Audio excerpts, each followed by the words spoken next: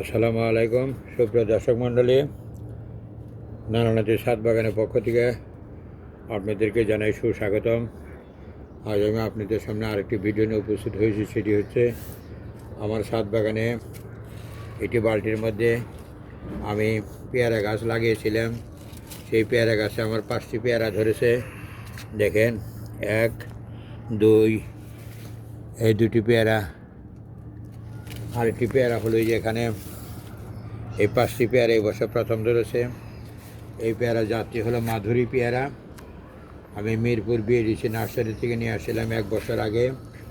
গাছটির বয়স হলো 1 বছর।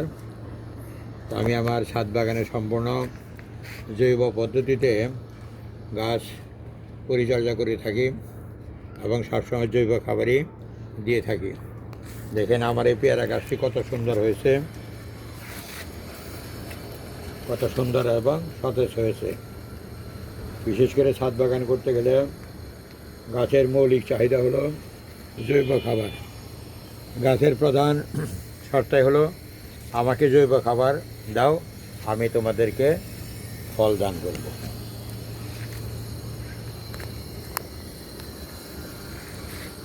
সবাই ভালো থাকেন, আমার এই ভিডিওটির পাশে থাকবেন, সাবস্ক্রাইব করবেন এবং লাইক করবেন।